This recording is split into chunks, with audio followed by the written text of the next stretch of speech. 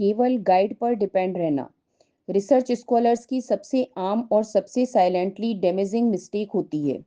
शुरुआत में हर स्कॉलर को लगता है कि गाइड ही रिसर्च का अल्टीमेट सोर्स है। वही बताएंगे कि कौन सा रिसर्च गैप चुनना है, कौन सा मेथड अडॉप्ट करना है, कौन सी लिटरेचर पढ़नी है, किस कॉन्फ्रेंस में भेजना है और थीसिस की स्ट्रक्चर कैसी होगी।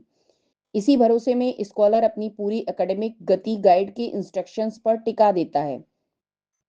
समस्या तब शुरू होती है जब गाइड अपनी रिस्पॉन्सिबिलिटीज, क्लासेस, मीटिंग्स, प्रोजेक्ट्स और एडमिनिस्ट्रेटिव वर्क्स के कारण उतने अवेलेबल नहीं रह पाते जितनी स्कॉलर को जरूरत होती है। स्कॉलर को लगता है कि रिसर्च रुक गई क्योंकि गाइड ने अगला डायरेक्शन अभी तक नहीं दिया। कई बार गाइड कॉन्सेप्चुअल गाइडेंस देते हैं, लेकिन हर छोटी टेक्निकल डिटेल में हाथ नहीं पकड़ते, और यही स्कॉलर डिपेंडेंसी की आदत का शिकार होने लगता है। यह डिपेंडेंसी क्रिएटिविटी को धीमा कर देती है, क्योंकि जब हर स्टेप पर गाइड का अप्रूवल चाहिए हो, तब स्कॉलर खुद से एक्सप्लोर करने, एक्सपेरिमेंट करने या लिटरेचर में गहराई से जाने की हिम्मत खो देता है। रिसर्च मूल रूप से independent thinking, self driven learning और क्यूरियोसिटी का खेल है, लेकिन गाइड पर पूरी तरह निर्भर होना स्कॉलर को पैसिव बना देता है, जिससे वह सिर्फ इंस्ट्रक्शंस फॉलो करने तक सीमित रह जाता है। इसके चलते रिसर्च स्पीड भी धीमी हो जाती है।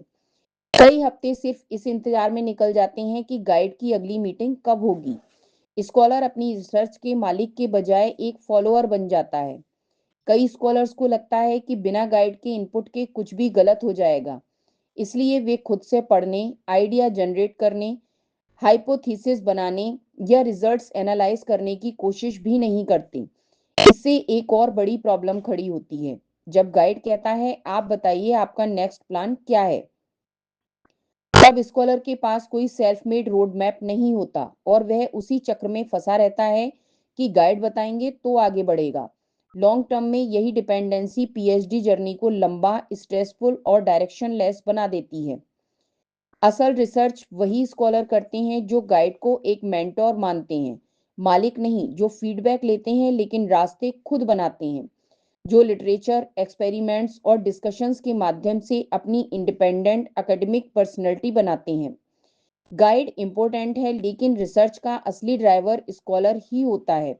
इसलिए सिर्फ गाइड पर डिपेंड रहकर चलना रिसर्च जर्नी को कमजोर, धीमा और अननेसेसरली कॉम्प्लेक्स बना देता है।